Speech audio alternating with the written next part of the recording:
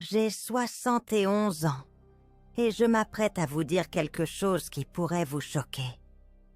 Tout ce que vous croyez savoir sur les secondes chances est complètement faux.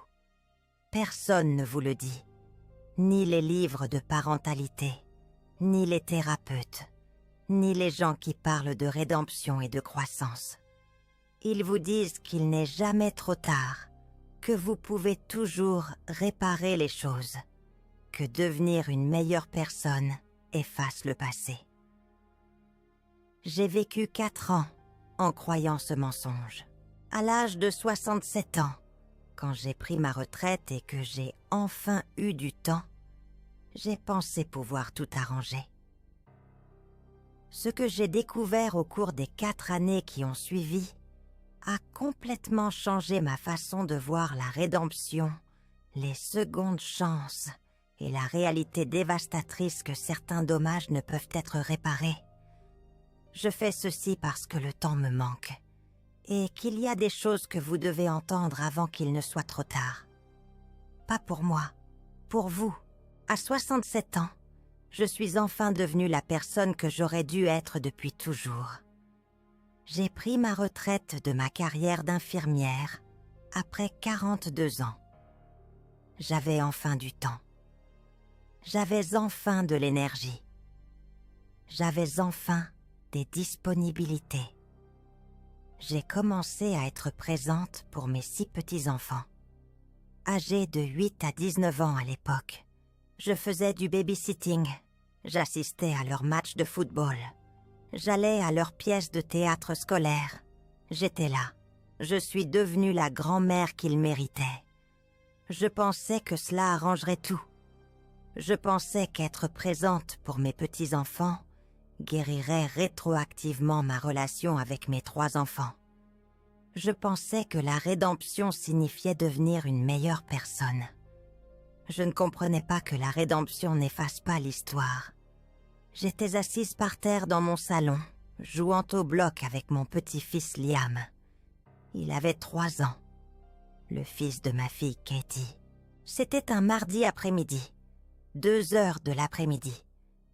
J'étais pleinement présente, téléphone éteint, nulle part où aller, juste lui et moi, construisant des tours.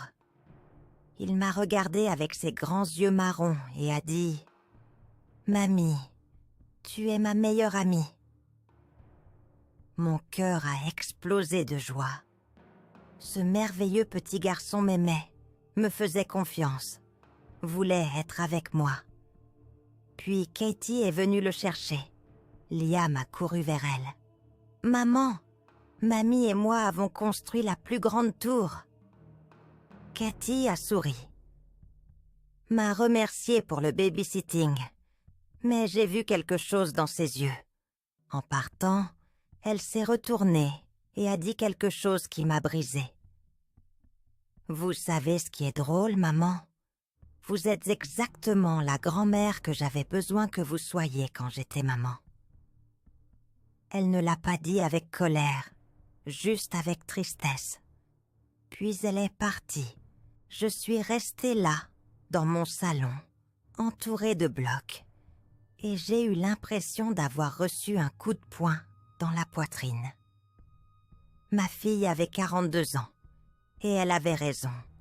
J'étais la grand-mère que j'aurais dû être en tant que mère, présente, impliquée, disponible, patiente. Et c'était 40 ans trop tard pour elle. Les médecins n'ont pas de terme pour ce que j'ai ressenti. Mais moi, j'en ai un, une clarté dévastatrice. Le moment où l'on réalise que faire la bonne chose maintenant n'annule pas avoir fait la mauvaise chose. Alors, j'étais devenue une meilleure personne. Mais mes enfants avaient grandi avec la pire version de moi. Laissez-moi vous dire le plus gros mensonge que vous vous racontez probablement en ce moment même.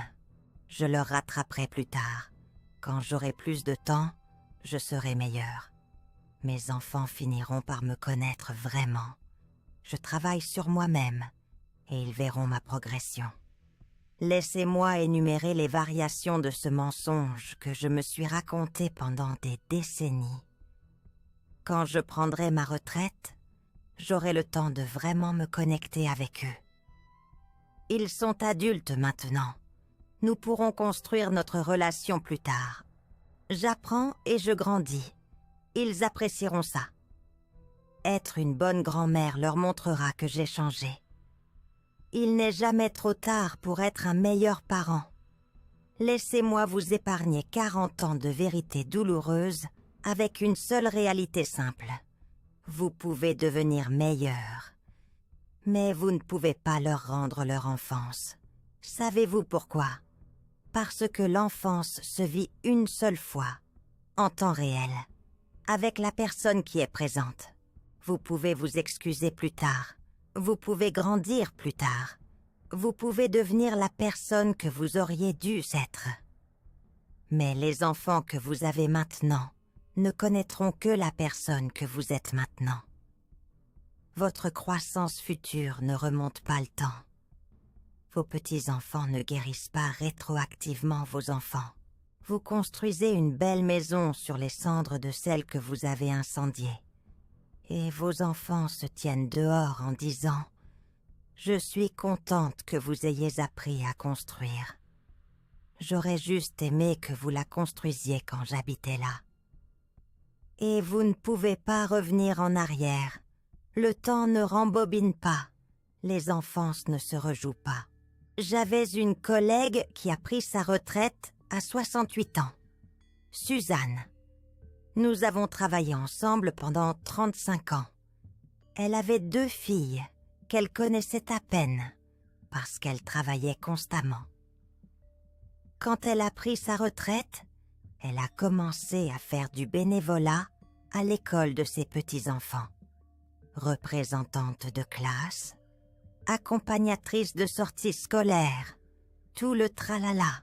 Elle disait à tout le monde « Je n'étais pas là pour mes filles, mais je me rattrape avec mes petits-enfants. » Son aîné lui a dit « Maman, tu ne te rattrapes rien du tout. Tu es juste la mère que tu aurais dû être, mais pour d'autres enfants. » Suzanne n'a pas compris. Elle pensait que ses filles seraient heureuses qu'elle ait changé. Au lieu de cela, elles l'ont vue donner à leurs enfants tout ce qu'elle ne leur avait jamais donné. Le temps, l'attention, la présence. Cela a rendu la blessure plus profonde, pas moins. Suzanne est décédée il y a 2 ans. Sa relation avec ses filles était cordiale, mais froide jusqu'à la fin. Lors de ses funérailles, sa plus jeune fille a dit « Ma mère était une excellente grand-mère.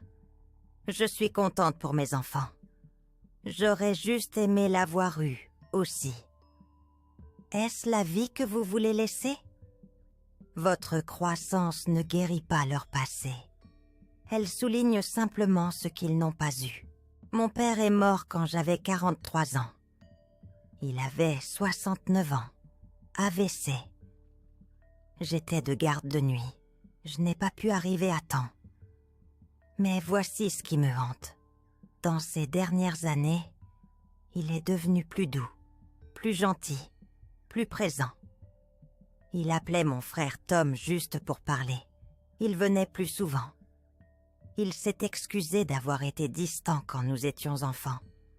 Mon frère a connu cette version de papa, pas moi. J'ai connu la version distante, carriériste. Quand papa est mort, je ne faisais pas que pleurer celui qu'il était. Je pleurais aussi celui qu'il était devenu trop tard pour que je l'expérimente. C'est ce que je fais à mes enfants. Je ne reste pas éveillée la nuit à penser aux patients que j'ai sauvés. Je pense au moment précis que j'ai manqué avec mes enfants. La remise de diplôme de 8e année de Jennifer. J'ai fait un double service. Elle a prononcé un discours. Je ne l'ai jamais entendu. Le match de football de championnat de Ryan quand il avait 12 ans. J'ai pris un service supplémentaire. Son équipe a gagné. Je n'étais pas là. le 16e anniversaire de Katie. J'ai travaillé de nuit. Elle s'est endormie en pleurant parce que je n'étais pas à la maison quand elle a soufflé ses bougies. Ce ne sont pas des regrets abstraits, ce sont des blessures spécifiques que j'ai créées et qu'aucune présence actuelle en tant que grand-mère ne peut guérir. Mon petit-fils Liam, je suis là à chaque anniversaire, à chaque étape importante, chaque mardi après-midi. Ma fille Katie, elle a dû me supplier pour un mardi après-midi il y a 35 ans et ne l'a jamais obtenu. Après que Katie ait dit ces mots, vous êtes exactement la grand-mère que j'avais besoin que vous soyez quand j'étais maman. J'ai enfin compris. Je suis allée en thérapie. À 67 ans, j'ai commencé à démêler 40 ans de dommages. J'ai écrit des lettres à mes enfants. Pas pour expliquer, pas pour me défendre, juste pour reconnaître. Je vois maintenant ce que j'ai fait. Je vois ce que vous n'avez pas eu. Je suis désolée. Je me suis présentée pour des conversations difficiles. Jennifer m'a dit qu'elle ressentait du ressentiment de me voir présente pour ses enfants quand je n'ai jamais été présente pour elle. Ryan m'a dit qu'il était content que j'aie changé, mais que cela ne changeait pas son enfance. Katie m'a dit qu'elle était en thérapie pour gérer des problèmes d'abandon liés à avoir grandi avec une mère qui était toujours absente. Au cours de ces 4 dernières années, j'ai appris la vérité la plus difficile sur la croissance. Elle n'efface pas l'histoire. Ce qui compte vraiment est d'une douleur embarrassante. Vous ne pouvez pas leur rattraper. Vous ne pouvez que reconnaître ce qu'ils ont perdu et vivre différemment à partir de maintenant. Je sais que cela semble dur. Quand j'avais 40 ans, j'aurais rejeté cela complètement. Je peux arranger ça. Je vais rectifier les choses. Et oui, vous pouvez grandir. Vous pouvez changer. Vous pouvez devenir meilleur. Je dis que ce mieux ne remonte pas le temps. Vos enfants ne reçoivent pas de remboursement pour leur enfance parce que vous vous êtes amélioré plus tard. Je dis qu'être une grand-mère formidable met en évidence, plutôt que de guérir, la mère que vous n'étiez pas. Il y a une différence entre la rédemption et la restauration. Entre se changer soi-même et changer le passé. Entre grandir en tant que personne et effacer les dommages que vous avez causés. Vous pouvez être racheté. Vous ne pouvez pas restaurer ce qui est perdu. Quand ma petite fille Emma a eu 18 ans il y a 2 ans, je lui ai organisé une grande fête. J'étais là pour tout. La planification, la mise en place, la célébration. Ma fille Jennifer, la mère d'Emma, m'a vu m'agiter pour chaque détail. Plus tard, elle m'a prise à part et a dit « Vous savez que je n'ai pas eu de fête quand j'ai eu 18 ans, n'est-ce pas? Vous travaillez un double service. » Je le savais. J'espérais juste qu'elle avait oublié. Elle a dit « Je suis contente qu'Emma vous ait, vraiment. J'aurais juste aimé vous avoir eu, aussi. » Cette phrase est à la fois un cadeau et un couteau. Ces 4 dernières années, depuis ma retraite, depuis la thérapie, depuis que je me suis enfin montrée présente, ont été douces amères. Je suis proche de mes petits-enfants. Ils m'adorent. Je suis présente dans leur vie de manière belle et significative. Et mes enfants regardent moi depuis les coulisses, voyant la mère qu'ils méritaient, mais n'ont jamais eue. Jennifer est cordiale avec moi. Nous parlons chaque semaine. Mais il y a une distance que je ne peux pas franchir. Les dégâts sont faits. Ryan et moi nous entendons mieux. Il est plus indulgent. Mais il m'a aussi dit Je suis content que vous soyez une bonne grand-mère. Cela ne fait pas de vous une bonne mère rétroactivement. Katie est la plus honnête. Nous sommes en thérapie ensemble. Elle me dit « Je suis contente que vous ayez changé. Je suis en deuil du fait que vous n'ayez pas changé plus tôt. » Je fais du bénévolat en soins palliatifs 2 fois par semaine, maintenant. Je vois des familles déchirées par le regret. Je vois des parents âgés essayer de se réconcilier avec leurs enfants adultes. Je vois le même schéma. Le parent a changé, grandi, est devenu meilleur. L'enfant le reconnaît.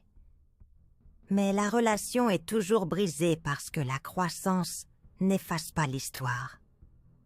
Alors voici ce que vous devez faire. Pas quand vous serez à la retraite. Pas quand vous aurez plus de temps. Aujourd'hui. Premièrement, comprenez que vous ne pouvez pas rattraper cela plus tard. Vos enfants vivent leur enfance en ce moment même. Avec qui vous êtes en ce moment même. Vous n'avez pas le droit de la rejouer quand vous serez meilleur. Deuxièmement, arrêtez d'utiliser « je serai meilleur plus tard » comme une permission d'être pire maintenant. Chaque instant manqué est permanent. Chaque absence est enregistrée. La croissance ultérieure ne l'efface pas. Troisièmement, soyez le parent maintenant que vous voulez qu'on se souvienne de vous. Pas le parent que vous espérez devenir. Vos enfants ne se souviendront pas de vos intentions. Ils se souviendront de votre présence ou de votre absence. Quatrièmement, si vous avez déjà manqué le coche, si vos enfants sont grands et que vous vous montrez enfin, excusez-vous sincèrement. N'attendez pas le pardon. N'espérez pas que cela arrange les choses. Assumez simplement ce qu'ils ont perdu. Cinquièmement, soyez la grand-mère que vous auriez dû être en tant que parent. Mais comprenez que cela n'équilibre pas la balance. Ce n'est pas une rédemption. C'est simplement être meilleur avec d'autres personnes. J'ai 71 ans. Si j'ai de la chance, peut-être 10 ans de plus. Peut-être 15 si je suis bénie. Probablement moins. Et j'ai trouvé la paix avec cela. Parce que ces 4 dernières années m'ont enseigné la leçon la plus difficile de ma vie. Vous pouvez changer qui vous êtes, mais vous ne pouvez pas changer qui vous étiez. J'ai été présente pour mes petits-enfants d'une manière dont je ne l'ai jamais été pour mes enfants. Je me suis excusée auprès de mes enfants sans me défendre. J'ai suivi une thérapie et fait le travail difficile pour comprendre mes échecs. J'ai dit « je suis désolée », plus souvent que j'ai dit « mais j'ai fait de mon mieux ». Je suis plus heureuse maintenant, à 71 ans, en étant honnête sur mes échecs, qu'à 40 ans, en les défendant comme des sacrifices nécessaires. C'est la vérité. Quand vous arrêtez de trouver des excuses et que vous assumez les dégâts, vous avez au moins de l'intégrité. Même si vous n'avez pas de réconciliation, vous arrêtez de jouer la rédemption. Vous commencez à vivre avec les conséquences de vos choix. Vous avez un choix en ce moment même, aujourd'hui. Continuez à vivre comme vous vivez, en vous disant que vous rattraperez plus tard, que vos enfants comprendront éventuellement, qu'être une bonne grand-mère prouvera que vous avez changé, ou réveillez-vous. Réalisez que vos enfants vivent leur enfance en ce moment même. Et si vous n'y êtes pas présent, aucune croissance future ne pourra la leur redonner. Je ne peux pas faire ce choix pour vous. Mais je peux vous dire ceci. Vous ne voulez pas avoir 71 ans. Être la grand-mère que vous auriez dû être en tant que mère et regarder vos enfants pleurer le parent qu'ils n'ont jamais eu. Ne perdez pas 40 ans à comprendre cela comme moi. Apprenez de ma vérité douloureuse. Vos petits-enfants ne guérissent pas les blessures de vos enfants. Ils les soulignent. Être meilleur plus tard n'efface pas avoir été pire plus tôt. Vos enfants vivent leur enfance une seule fois, en ce moment même. Avec qui vous êtes, pas avec qui vous deviendrez. Vivez intentionnellement maintenant. Soyez présent maintenant. Montrez-vous aujourd'hui. Arrêtez d'attendre le « quand j'aurai plus de temps ». Le temps n'attend pas, et l'enfance non plus. Si cela vous parle, partagez cette vidéo. Laissez un commentaire. Dites-moi si vous faites la même erreur. Abonnez-vous car j'ai d'autres vérités à partager et il ne me reste pas beaucoup de temps. L'horloge tourne. Qu'allez-vous faire de votre temps ?